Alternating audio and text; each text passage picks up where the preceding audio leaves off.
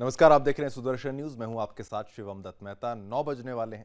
समय हो चुका है आपके पसंदीदा शो यानी कि जनमत का। एकमात्र ऐसा शो जहां हर खबर पर पोल के माध्यम से आप भाग लेते हैं। सोशल मीडिया प्लेटफॉर्म एक्स पर जाकर आप वोट करते हैं वहां पर और नतीजे हम आपको दिखाते हैं जनमत में।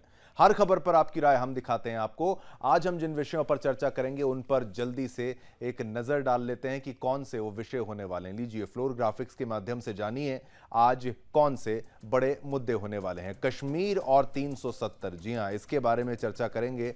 5 साल पूरे हो गए हैं, क्या असर हुआ है 370 का कश्मीर घाटी में, ये आपको स्पेशल रिपोर्ट के माध्यम से बताएंगे। फिर आगे बढ़ेंगे, अगले फ्लोर ग्राफिक्स में बात करेंगे अयोध्या रेप कांड मामले में क्या ताजा अपडेट्स हैं। और क्योंकि उत्तर प्रदेश के मुख्यमंत्री यहां पर किसी को बख्शने यानी माफ करने के मूड में नजर नहीं आ रहे, तो अपडेट्स तो आपको जानना ही होगा। जनमत में आपको अपडेट्स बताएंगे। फिर आगे बढ़ेंगे, फिर बात करेंगे सोनू सरपंच की हत्या की, जिस तरीके से हमने कहा था और उसके बारे में बात की जाएगी। और फिर लैंड जिहाद कानून के बारे में आपको विस्तार से समझाया जाएगा। और आगे बढ़ेंगे अगले फ्लोर ग्राफिक्स में बांग्लादेश में क्या कुछ चल रहा है, बांग्लादेश में जो बवाल चल रहा है उसके बारे में भी आपको हम विस्तार से बताएंगे। क्योंकि आज पीएम शेख हसीना जो हैं अपने घर से निकली और उनको देश छोड़ना पड़ा हेलीकॉप्टर के माध्यम से। पहले बंगाल, बंगाल से फिर भारत में आना और भारत में भी देखिए बंगाल में भारत के कहां हिंडन एयरबेस में आना, हिंडन एयरबेस से फिर अब कहां है,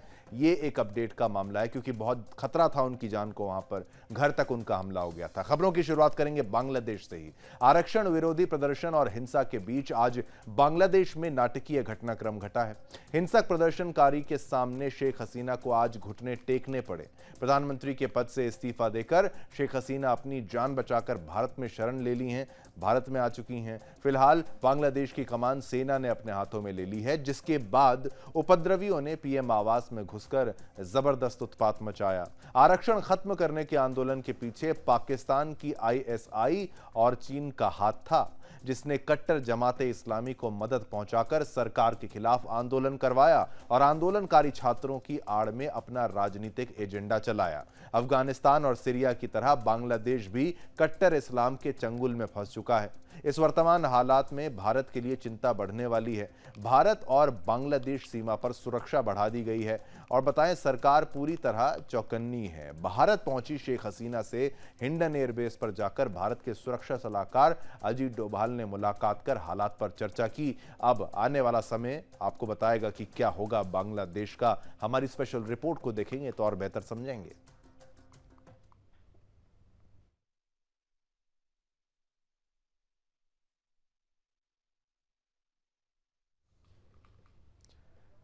और ये बांग्लादेश का हाल जो है, वहाँ की तस्वीरें हम आपको दिखा रहे हैं। और ये आप देखिए कैसे घर के अंदर राष्ट्र जो पीएम आवास होता है वहाँ पर वो अंदर चले गए, अंदर जाके ये तोड़फोड़ उनके द्वारा की गई। और जो इतिहास का हिस्सा रहे हैं शेख मुजीबुर रहमान, ऐसे नेताओं की मूर्तियों को तोड़ने वाले ये कट्टरपंथी ही हैं। तो शेख हसीना जिनको छोड़ना पड़ा बांग्लादेश, क्योंकि बर्दाश्त नहीं था इनको बांग्लादेश में किसी महिला का लीडर होना, सुप्रीम लीडर होना। और हालांकि फौज कह रही है कि अब हमारे पास सब कुछ आ गया है, हमारे कंट्रोल में सब कुछ आ गया है, इसीलिए अब जो चीजें हैं बेहतर हो पाएंगी। गोलियां ना चलाने का जो ऑर्डर है वो दे दिया गया है। लेकिन जिस हिसाब से शेख हसीना को वहां से भागना पड़ा, भारत की संरक्षण में आना पड़ा, तो अब शेख हसीना का आगे क्या होगा ये आने वाला वक्त बताएगा। क्योंकि कहा जा रहा है कि यहां से अब वो बाहर चली जाएंगी, भारत से विदेश चली जाएंगी। तो सेना की अपील के बाद भी देखिए नहीं थमा था ये पूरा हिंसक आंदोलन।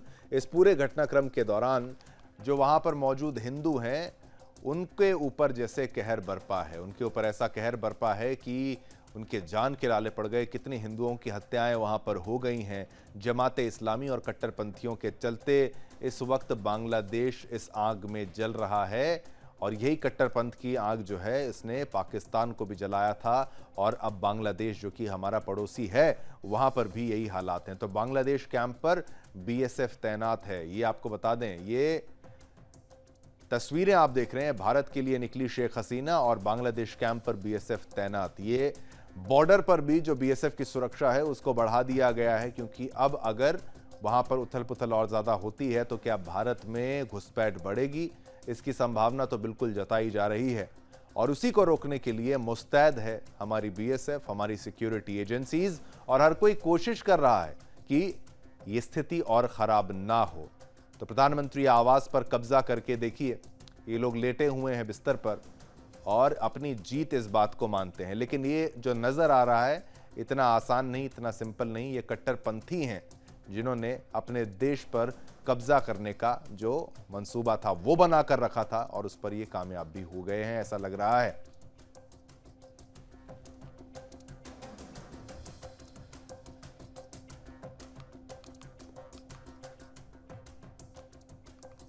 और बड़ी खबर आपको बता रहे हैं, आज की बांग्लादेश हालात को लेकर पीएम मोदी की बैठक हुई है। जी हां, ये उच्च स्तरीय बैठक हुई है और बैठक के बारे में बताएं आपको, मीटिंग में गृह मंत्री अमित शाह उपस्थित रहे हैं। ये बड़ी खबर आपको बता दें, विदेश मंत्री एस जयशंकर भी बैठक का हिस्सा रहे हैं। और ये बड़ी बैठक थोड़ी देर पहले एनएसए अजीत डोभाल शेख हसीना से मिले थे हिंडन एयरबेस पर जाकर, जैसा कि हमने आपको बताया था, और 1 घंटे तक दोनों की मुलाकात चली। तो आप स्थिति को समझिए, इतनी भयावह स्थिति बांग्लादेश की जो थी। मीटिंग में गृह मंत्री अमित शाह उपस्थित रहे, ये आपको बताएं। विदेश मंत्री एस जयशंकर भी बैठक का हिस्सा रहे। क्या स्थिति है बांग्लादेश की, इसको चलते हुए इसके ऊपर क्या कार्रवाई करनी है, भारत के लिए क्या है, भारत को अपनी सुरक्षा के लिए क्या करना है, तो उसी हिसाब से आप सोचिए। यहाँ पर मीटिंग के अंदर ये पहलू, सभी जो बिंदुओं पर, सभी पहलुओं पर चर्चा जो है वो की गई होगी। और यहाँ पर ये तस्वीर स्वयं देखिए, प्रधानमंत्री वहाँ पर मौजूद रहे, विदेश मंत्री एस जयशंकर बैठक में हिस्सा उन्होंने लिया, गृह मंत्री ने हिस्सा लिया, एनएसए अजीत डोभाल भी शेख हसीना से मिले थे, जो कि हमने आपको बताया था। तो इस वक्त हमारे पड़ोसी देश बांग्लादेश की हालत खराब है और वहाँ की पीएम ने भारत पर भरोसा जताते हुए यहाँ पर उन्होंने शरण ली। अब उनको यहाँ पर सुरक्षा तो मिल गई है, लेकिन बांग्लादेश की हालत बिल्कुल भी ठीक नज़र नहीं आ रही है। उस स्थिति में बांग्लादेश को छोड़कर शेख हसीना को आना पड़ा वहाँ की प्रधानमंत्री को, और नहीं चाहते थे पाकिस्तान में बैठे कट्टरपंथी और इन कट्टरपंथी जो बांग्लादेश में उनके आका, कि आराम से शेख हसीना वहाँ पर अपना शासन चला सकें। अब उसी के तर्ज पर ये बड़ी खबर आपको बता रहे हैं, बांग्लादेश हालात को लेकर पीएम मोदी की ये बैठक हुई है। मीटिंग में गृह मंत्री अमित शाह उपस्थित रहे हैं। ये महत्वपूर्ण मीटिंग आपको बताएं, विदेश मंत्री एस जयशंकर बैठक का हिस्सा रहे।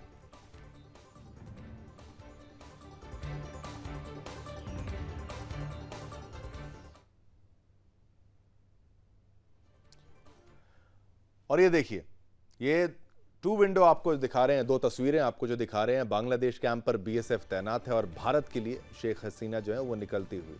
इस वक्त बीएसएफ के लिए बहुत चुनौतीपूर्ण समय है, क्योंकि जिम्मेदारी पूरी बीएसएफ की है, बॉर्डर सिक्योरिटी फोर्सेस की, अपने जो सरहद है उसकी निगरानी करना, उसकी सुरक्षा करना, घुसपैठ को रोकना, ये जिम्मेदारियां बीएसएफ की हैं। और बांग्लादेश जैसे देश में कुछ भी हो सकता है। और ये देखिए, अराजक तत्व कैसे अपने जो इनके हीरो हैं उनकी तस्वीरें, उनकी मूर्तियां तोड़ने में लगे हुए हैं।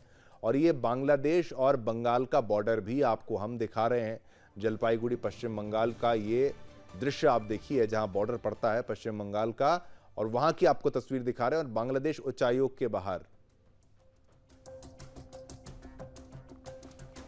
और इसी पूरी खबर पर ग्राफिक्स के माध्यम से आपको हम समझाने का प्रयास भी करते हैं कि क्या क्या हुआ है, अपडेट्स क्या हैं, खबर क्या है, उसकी जानकारी।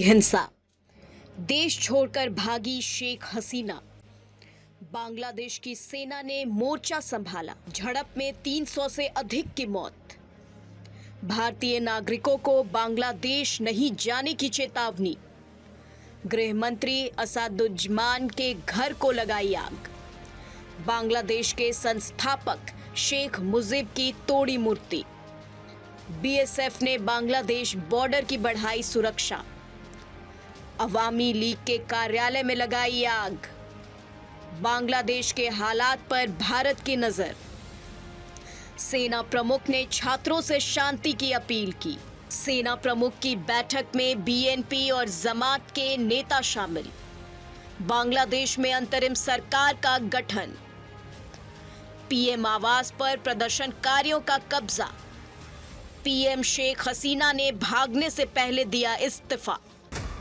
आरक्षण के विरोध में शुरू हुई हिंसा और प्रदर्शन ने दुनिया के सामने आज एक नाटकीय रूप से ऐतिहासिक तस्वीर छोड़ गई है। इस्लामिक कट्टरता की गर्भ से निकली उग्र प्रदर्शन ने पूरे बांग्लादेश को अपनी जद में ले लिया है। देश में आगजनी, हिंसक तस्वीरें और तोड़ फोड़ आम बन गई है, जिसके बाद खराब होते हालात को देखते हुए शेख हसीना ने प्रधानमंत्री पद से इस्तीफा देने के बाद ढाका छोड़ निकल गई, जिसके बाद बांग्लादेश की आर्मी चीफ ने जानकारी देते हुए कहा कि पीएम ने इस्तीफा दे दिया है, जिसके बाद सेना कमान संभाल ली है। साथ ही सेना नए सरकार की गठन के लिए तैयार कर रही है। शेख हसीना सेना के एक हेलीकॉप्टर से ढाका से निकल गई है। जानकारी के मुताबिक वो देश के नाम एक भाषण रिकॉर्ड करना चाहती थी, लेकिन उन्हें ऐसा करने का मौका नहीं मिल सका। इसके बाद प्रदर्शनकारियों ने पीएम आवास में घुस गए और तोड़ फोड़ शुरू कर दी। हजारों लोग आवास के बाहर प्रदर्शन किया। अराजकता से बनी हालात के बीच बांग्लादेश में रह रहे लगभग 12 मिलियन हिंदुओं की सुरक्षा बेहद चिंतनीय है। पड़ोस में बने इस हालात से भारत अलर्ट मोड पर है। सीमा पर चौकसी बढ़ा दी गई है। दिल्ली स्थित बांग्लादेश उच्चायोग के बाहर दिल्ली पुलिस की तैनाती कर दी गई है। फिलहाल कमान सेना की हाथ में है। आने वाला समय ही बता पाएगा कि देश की स्थिति क्या होगी। Bureau report, Sudarshan news. और इसके ऊपर प्रतिक्रियाएं भी हम आपको दिखाते हैं कि बांग्लादेश के आर्मी चीफ ने क्या कहा और भारतीय राजनीति में अब कैसी बयानबाजियां शुरू हो चुकी हैं बांग्लादेश को लेकर। सारी बातें सुनाते हैं। क्रांतिकाल चलছে। আমি সমস্ত রাজনৈতিক দলের নেতৃবৃন্দকে এখানে আমন্ত্রণ করেছিলাম। ওনারা এখানে এসেছেন। আমরা একটা সুন্দর আলোচনা করেছি। সেখানে আমরা সিদ্ধান্ত নিয়েছি যে একটা ইন্টারিম গভর্নমেন্ট আমরা ফর্ম করব এবং ইন্টারিম গভর্নমেন্টের মাধ্যমে এই দেশের সমস্ত কার্যকলাপ চলবে। আমরা এখন মহামান্য রাষ্ট্রপতির কাছে যাব যে এই ইন্টারিম গভর্নমেন্ট ফর্মের ব্যাপারে ওনার সাথে আলাপ আলোচনা করে আমরা একটা ইন্টারিম গভর্নমেন্ট ফর্ম করে देश परिचालना करो। ये बहुत दुखद है कि हमारे पड़ोस में बांग्लादेश, जिस बांग्लादेश के निर्माण में भारत का बहुत बड़ा योगदान है, तो वहाँ राजनीतिक अस्थिरता पैदा हो रही है और वहाँ लोकतांत्रिक रूप से चुनी हुई सरकार को इस्तीफा देना पड़ा है और प्रधानमंत्री को देश छोड़ना पड़ा है। ये दुर्भाग्यपूर्ण है और हमारे अड़ोस पड़ोस में जो अस्थिरता पैदा हो रही है भारत की, वो सब चिंता का विषय है। बांग्लादेश से हमारे बहुत मैत्रीपूर्ण संबंध हैं। हमारे बहुत सारे हित सामान्य कॉमन हैं आपस में, एक दूसरे से वो जुड़े हुए हैं। तो हम ये चाहते हैं कि बांग्लादेश के साथ स्थिति सामान्य रहे। हमारे बॉर्डर पर नजर रखी जाए क्योंकि उसका असर यहाँ जो हमारे लगे हुए प्रांत हैं उनमें पड़ेगा। तो ये सब चीजों में समझता हूँ केंद्र सरकार स्थिति से वाकिफ होगी।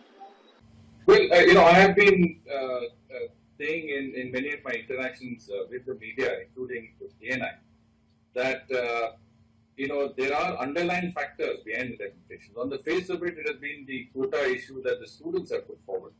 তো ওদের হাতে চলে যাবে। 7% হিন্দু আছে, তাদের পলায়ন হবে। আমাদেরকে নিতে হবে হিন্দু ভাইদের। সিএতে অলরেডি সরকার করে দিয়েছে। मानसिक प्रस्तुति राखुन 1 कोटी शरणार्थी आसबे भारत।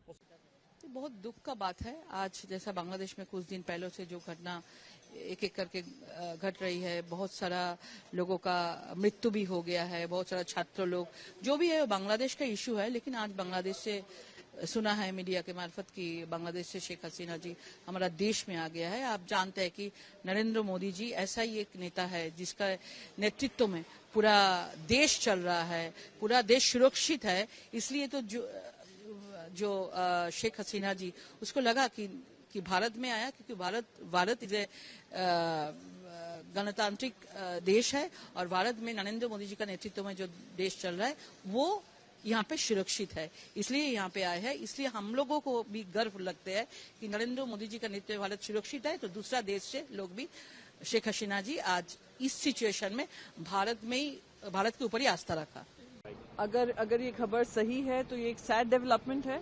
एक स्ट्रांग डेमोक्रेसी वहां पर चल रही थी, जिस तरीके से वो सरकार डेवलपमेंट की तरफ चल रही थी वो अब एनार्की की तरफ बढ़ रही है, वो दुर्भाग्यपूर्ण है। इतने दिन से हिंसक घटनाएं हो रही थी, स्टूडेंट प्रोटेस्ट बढ़कर इतनी हत्याएं हो चुकी हैं और एक अस्थिरता का माहौल बन गया है। इंडिया के स्ट्रेटेजिक इंटरेस्ट वहां पे है, इंडिया का लॉन्ग स्टैंडिंग एलाई रहा है, तो कहीं ना कहीं केंद्र मंत्री जो हमारे फॉरेन मिनिस्टर हैं और देश के प्रधानमंत्री हैं किसी तरीके से एक स्टेबिलिटी लाएंगे, क्योंकि वो रीजन के लिए बहुत इंपॉर्टेंट है और खास करके हमारे नेबरहुड में इस तरीके की अस्थिरता देश के लिए भी हानिकारक है।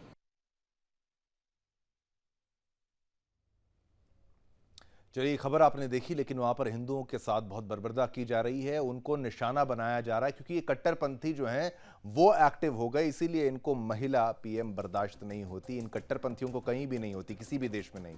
इसी खबर पर हमने पोल के माध्यम से आपसे प्रश्न पूछा, बांग्लादेश की अराजकता का शिकार हो रहे हैं हिंदू। 90% लोगों ने हाँ में जवाब दिया, 10% लोगों ने ना में जवाब दिया। बहुमत ये मानता है कि बांग्लादेश की अराजकता का शिकार हो रहे हैं हिंदू।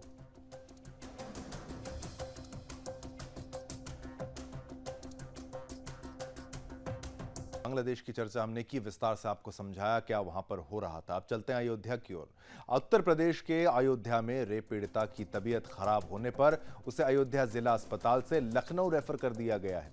पीड़िता को पुलिस की कड़ी सुरक्षा में सोमवार को लखनऊ के क्वीन मैरी अस्पताल में भर्ती कराया गया। पीड़िता दोपहर बाद 3-4 बजे के बीच एम्बुलेंस से डॉक्टरों की निगरानी में लखनऊ पहुंची। उसके साथ उसकी मां भी वहां पर थी। जिला अस्पताल में संसाधनों की कमी के चलते उसे लखनऊ रेफर किया गया है। इससे पहले अयोध्या में नाबालिग बच्ची के बलात्कार के मामले में आरोपी मोहित खान के बेकरी पर जिला प्रशासन ने बुलडोजर भी चलाया है। देखिए हमारी स्पेशल रिपोर्ट।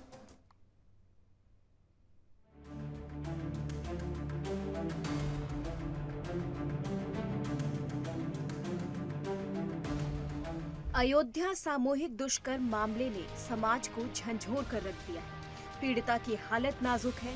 दुष्कर्म का दर्द झेल रही बच्ची कई और दर्द का सामना कर रही है। 12 साल की उम्र में ही उसके गर्भ में 12 हफ्ते का भ्रूण पल रहा है। उसका प्रसव हो या गर्भपात, दोनों स्थितियों में उसे दर्द का सामना करके अग्नि परीक्षा देनी है। अब बच्ची की जान बचाने के लिए चिकित्सक भी तरकीबें खोज रहे हैं और बाल कल्याण समिति और परिजनों की सहमति का इंतजार कर रहे हैं। वहीं इस दौरान बाल महिला आयोग की सहायिका वंदना मिश्रा भी मौजूद रही। उन्होंने बताया कि जब पीड़िता को यहाँ पर भर्ती कराया गया था तो उसकी स्थिति खराब थी, लेकिन उस समय ठीक है और आगे की कार्रवाई के लिए और अच्छी सुविधा मिल सके इसके लिए लखनऊ भेजा गया है। इसके साथ मां और एक समाज सेविका और अयोध्या की पुलिस रवाना हुई है। अयोध्या में भदरसा मामले को लेकर योगी सरकार सख्त एक्शन में नाबालिग गैंगरेप को अंजाम देने वाले मुख्य आरोपी के घर जिला प्रशासन द्वारा बुलडोजर की कार्रवाई की जा रही है। बीते शुक्रवार को आरोपी के बेकरी पर बुलडोजर की कार्रवाई की गई है। अब सड़क के किनारे बने एक कॉम्प्लेक्स और उसके घर पर कार्रवाई की भी तैयारी शुरू हो गई। वहीं राजस्व टीम की ओर से घर की पैमाइश की गई। इसमें आरोपी का घर का कुछ हिस्सा कब्रिस्तान की भूमि पर बना हुआ पाया गया, जिस पर कई वर्ष से भदरसा पुलिस चौकी भी बनी हुई थी। वहीं दूसरी ओर पीड़ित परिवार से कांग्रेस जिला अध्यक्ष के नेतृत्व में डेलीगेशन ने मुलाकात की। आरोपियों के खिलाफ सख्त कार्रवाई का आश्वासन भी दिया गया है। जिला अध्यक्ष अखिलेश यादव ने कहा कि कांग्रेस पार्टी पीड़िता के साथ है और आज पीड़िता का दुख दर्द बांटने आया हूँ। वहीं डीएनए टेस्ट पर बोले कि इस मामले में राजनीति नहीं होनी चाहिए। यहाँ मैं राजनीति करने नहीं आया हूँ। दोषियों पर कार्रवाई हो, लेकिन निर्दोष को न फंसाया जाए। बहरहाल अब चाहे हर कोई न्याय का आश्वासन दे, लेकिन सच्चाई तो यही है कि मासूम की मासूमियत का गला घोट दिया गया। बच्ची का शारीरिक और मानसिक रूप से हनन किया गया। आरोपी पर एक्शन तो लिया जा रहा है, लेकिन सपा का संरक्षण भी उसे बचा रहा है। आखिर कब पीड़िता को पूरी तरह से इंसाफ मिलेगा, ये सवाल अब भी बरकरार है। सुदर्शन न्यूज के लिए निम्न सिन्हा की रिपोर्ट।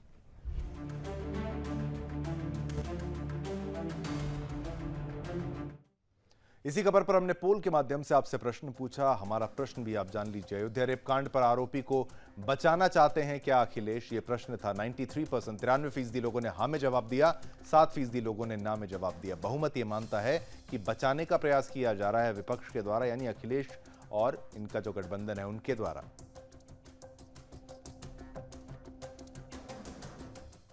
जिस तरीके से हमने कहा था आपको शुरुआत में, 370 की बात करेंगे। जम्मू कश्मीर से अनुच्छेद 370 को हटाए हुए 5 वर्ष पूरे हो गए हैं। इसको लेकर पूरे जम्मू कश्मीर में आतंकियों द्वारा किसी बड़े हमले की आशंका को देखते हुए सुरक्षा व्यवस्था को आज बढ़ा दिया गया था।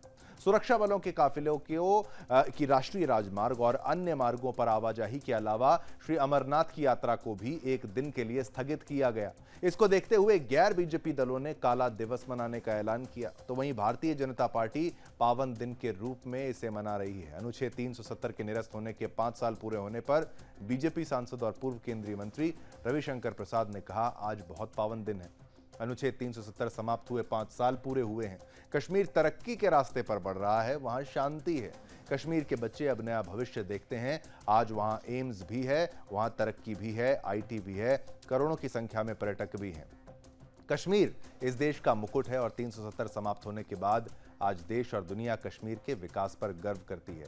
वहीं कांग्रेस, पीपल्स डेमोक्रेटिक पार्टी, नेशनल कॉन्फ्रेंस समेत विभिन्न गैर बीजेपी दलों ने 5 अगस्त पर एकता दिवस मनाते हुए बीजेपी पर निशाना साधा है। क्या है पूरा मामला, देखिए रिपोर्ट।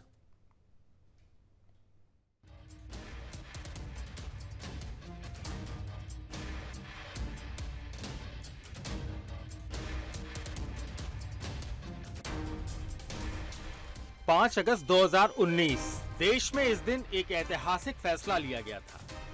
केंद्र सरकार ने आज से 5 साल पहले 5 अगस्त 2019 को जम्मू कश्मीर को खास दर्जा देने वाले अनुच्छेद 370 को निरस्त कर कश्मीर का पूर्ण रूप से भारत में विलय किया था। इसी ऐतिहासिक फैसले की आज 5वीं वर्षगांठ है। राजनीतिक फायदे के लिए कांग्रेस ने जिस जम्मू कश्मीर को अनुच्छेद 370 की बेड़ियों में जकड़ दिया था, 5 अगस्त 2019 को मोदी सरकार ने अनुच्छेद 370 के कलंक को मिटाया और घाटी में शांति बहाल की और विकास के पथ पर अग्रसर किया। 370 की बेड़ियों से आजाद होने के बाद जम्मू कश्मीर में काफी बड़े बदलाव आए, वो चाहे राजनीतिक हो, आर्थिक हो या फिर विकासात्मक हो। सबसे बड़ा बदलाव यही है कि 370 के जाल में फंसे इस प्रदेश का पहले अलग कानून होता था और अलग झंडा, इसके अलावा दोहरी नागरिकता भी होती थी।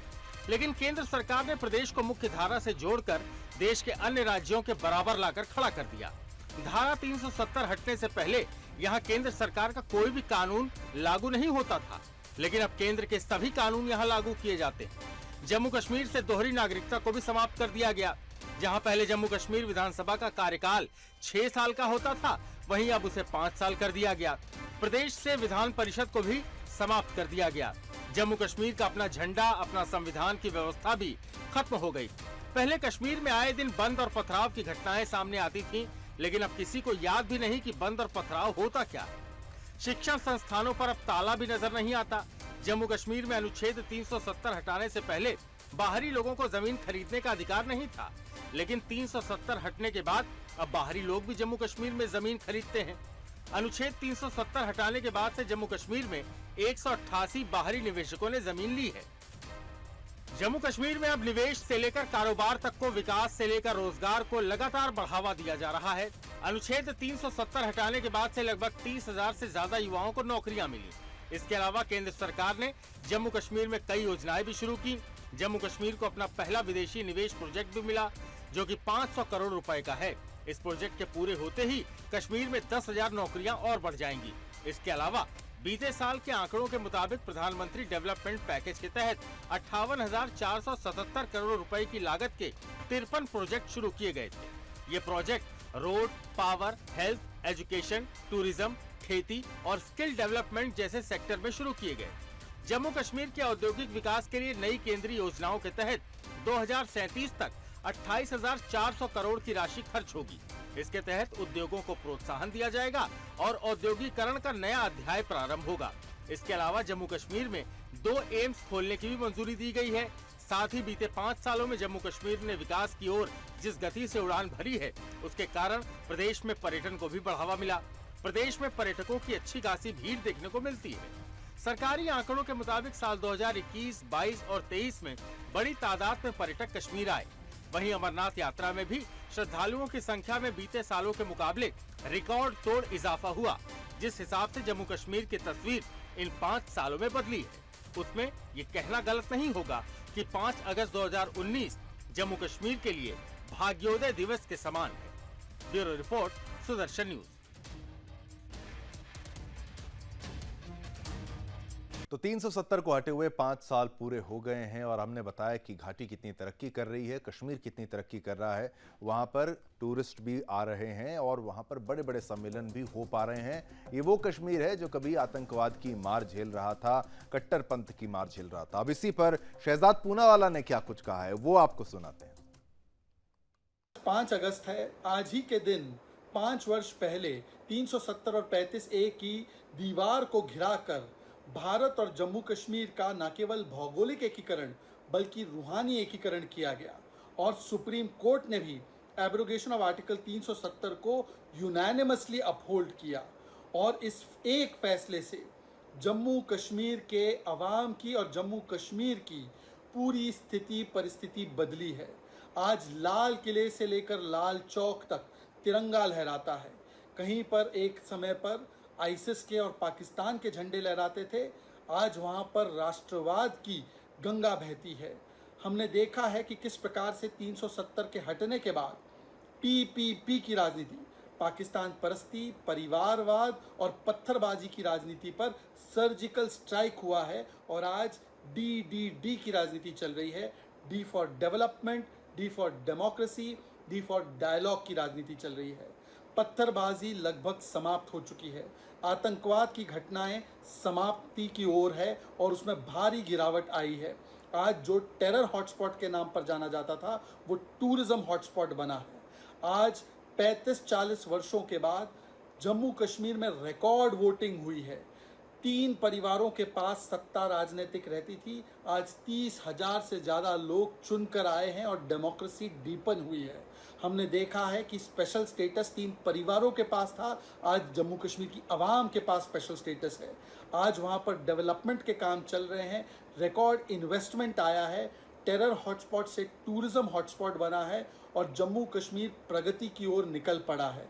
हमने ये भी देखा है कि जहाँ पर मुहर्रम के ताज़िए नहीं निकल पाते थे, जहाँ पर मंदिरों में नवरात्र की पूजा नहीं हो पाती थी, जहाँ पर सिनेमा हॉल नहीं चल पाते थे, आज 30-35 वर्षों के बाद स्थितियाँ ऐसी हुई है कि मुहर्रम के ताज़िए भी निकल रहे हैं, मंदिर में नवरात्र के घंटे भी बज रहे हैं और पूजा भी हो रही है, सिनेमा हॉल भी चल रहे हैं, युवाओं को रोज़गार के अवसर मिल रहे हैं।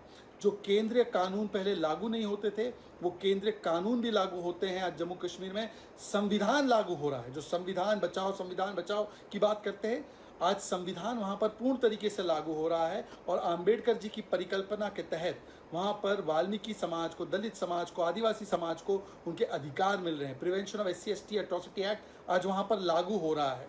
परंतु आज PDP इसे ब्लैक डे बुलाते हैं। ब्लैक डे तो है पाकिस्तान के लिए, ब्लैक डे तो है आतंकवादियों के लिए, ब्लैक डे तो है अलगाववादी मानसिकता रखने वाले लोगों के लिए और अलगाववादियों की भाषा ही बोलने लग गए हैं ये लोग।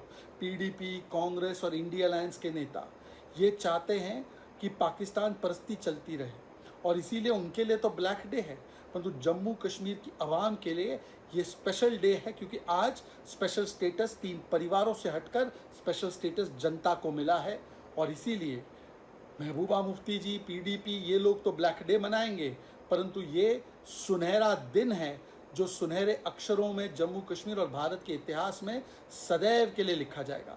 वैसे राहुल गांधी कहते हैं संविधान संविधान संविधान, आज पहली बार संविधान जम्मू कश्मीर में पूर्ण तरीके से 5 वर्षों से लागू हो रहा है, तो उनको तो इसका स्वागत करना चाहिए और उनको स्वागत करना चाहिए कि दलित करने वाले जो राहुल गांधी पूरे देश में घूमते हैं, आज दलितों को भी उनका अधिकार मिल रहा है। एंटी करप्शन लॉ, ट्रांसपेरेंसी के लॉ, सूचना के कानून, प्रिवेंशन ऑफ SC/ST कानून। और इसी खबर पर हमने पोल के माध्यम से आपसे प्रश्न पूछा। ये लीजिए प्रश्न आपके टीवी स्क्रीन पर। 370 हटने के बाद तरक्की की रफ्तार पर है कश्मीर। 96% लोग हाँ मानते हैं, 4% लोग ना नहीं मानते, लेकिन बहुमत, प्रचंड बहुमत ये मानता है कि 370 के हटने के बाद तरक्की की रफ्तार पर है कश्मीर। आगे बढ़ते हैं, बात करेंगे असम की और वहां की सरकार की। असम की हिमंत बिस्वा शर्मा सरकार ने लैंड जिहाद और लव जिहाद को रोकने के लिए कड़ा कदम उठाने का फैसला ले लिया है। मुख्यमंत्री हिमंत बिस्वा शर्मा ने असम सरकार लैंड जिहाद और लव जिहाद को रोकने के लिए 2 कानून लाने का मन बना लिया है। अगर कोई मुसलमान किसी हिंदू की संपत्ति खरीदना चाहता है या कोई हिंदू किसी मुसलमान की संपत्ति खरीदना चाहता है तो उसे सरकार की अनुमति लेनी होगी। इसके साथ ही उन्होंने कहा कि असम में लव जिहाद करने वालों को आजीवन कारावास की सजा दी जाएगी। असम के मुख्यमंत्री हिमंत बिस्वा शर्मा ने रविवार को ऐलान करते हुए कहा कि उनकी सरकार जल्द ही लव जिहाद के मामलों में आजीवन कारावास की सजा के लिए नया कानून लाएगी। ये बात उन्होंने बीजेपी कार्यकारिणी की बैठक में कही। हमने चुनाव के दौरान लव जिहाद के बारे में बात की थी। हम जल्द ही एक कानून लाएंगे जिसमें ऐसे मामलों में आजीवन कारावास की सजा होगी। सीएम ने यह भी कहा कि जल्द ही एक नई नीति पेश की जाएगी जिसके तहत केवल असम में जन्मे लोग ही राज्य सरकार की नौकरियों के लिए पात्र होंगे। उन्होंने कहा कि चुनाव पूर्व वादे के अनुसार प्रदान की गई 1 लाख सरकारी नौकरियों में स्वदेशी लोगों को प्राथमिकता मिली है। साथ ही सीएम ने जानकारी दी कि असम सरकार ने हिंदुओं और मुसलमानों के बीच जमीन की बिक्री को लेकर भी फैसला किया है।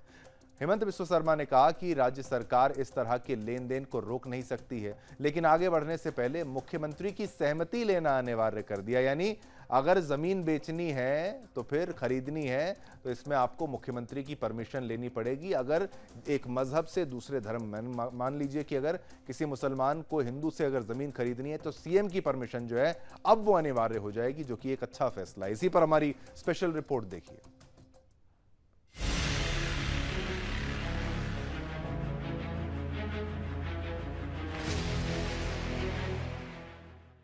असम के मुख्यमंत्री हेमंत बिस्वा शर्मा ने 4 अगस्त को 3 बड़े ऐलान किए।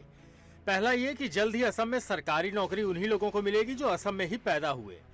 दूसरा, लव जिहाद के मामले में दोषी को उम्र कैद की सजा दी जाएगी। तीसरा, असम सरकार ने हिंदुओं और मुसलमानों के बीच जमीन की बिक्री के संबंध में भी फैसला लिया है। हालांकि सरकार इसे रोक नहीं सकती, लेकिन खरीद बिक्री से पहले मुख्यमंत्री की सहमति लेना जरूरी कर दिया गया है। आपको बता दें कि सीएम शर्मा ने ये बातें बीजेपी की राज्य कार्यकारिणी की बैठक में कही। सीएम शर्मा ने बैठक में कहा कि जल्द ही नई डोमिसाइल पॉलिसी पेश की जाएगी जिसके तहत केवल असम में जन्मे लोग ही राज्य सरकार की नौकरियों के लिए पात्र होंगे। चुनाव में किए वादे के अनुसार 1 लाख सरकारी नौकरियों में असम के लोगों को प्राथमिकता दी गई है। पूरी लिस्ट पब्लिश होने पर यह स्पष्ट हो जाएगा। चलिए आपको बताते हैं कि मुख्यमंत्री हेमंत बिस्वा शर्मा ने बैठक में क्या क्या महत्वपूर्ण ऐलान किया। पहला, असम सरकार भूमि जिहाद और लव जिहाद को रोकने के लिए 2 कानून लेकर आया जा रहा है। अगर एक मुस्लिम हिंदू की संपत्ति खरीदना चाहता है या एक हिंदू मुस्लिम की संपत्ति खरीदना चाहता है तो उसे सरकारी अनुमति लेनी होगी। दूसरा, जो लोग लव जिहाद कर रहे हैं उन्हें आजीवन कारावास की सजा दी जाएगी।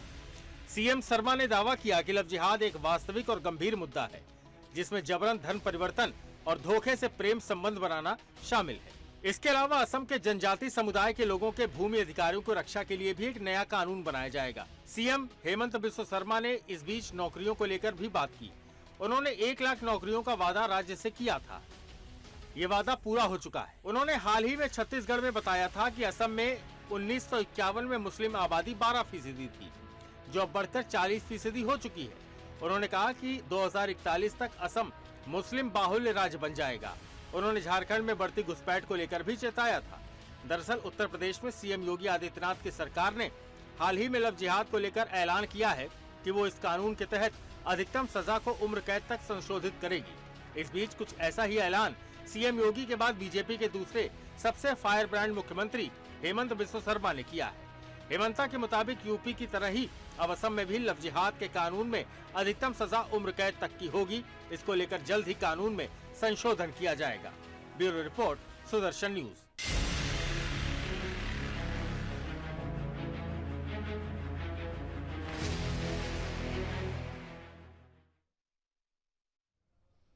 इसी खबर पर हमने पोल के माध्यम से आपसे प्रश्न पूछा कि लैंड जिहाद पर शिकंजा कसने के लिए कानून जरूरी है। 98% लोगों ने हाँ में जवाब दिया, 2% लोगों ने ना में जवाब दिया। बहुमत, प्रचंड बहुमत ये मानता है कि लैंड जिहाद यानी जमीन जिहाद पर शिकंजा कसने के लिए कानून जरूरी है। चलिए, ये तो बड़े मुद्दे थे। आज का सबसे बड़ा मुद्दा था बांग्लादेश का, और उससे जुड़े हुए अन्य मुद्दे भी आपको बताया। असम में लव जिहाद से लेकर लैंड जिहाद का मामला और अयोध्या का मुद्दा भी आपको बताया। चलिए, इसी के साथ आज्ञा दीजिए मुझे, शिवम दत्त मेहता को, और मेरी पूरी टीम को। कल फिर नई खबरों के साथ, विश्लेषण के साथ और पोल के साथ पेश हो जाएंगे। मेरी और पूरी टीम की तरफ से आप सभी को जय हिंद, जय भारत, जय हिंदुस्तान।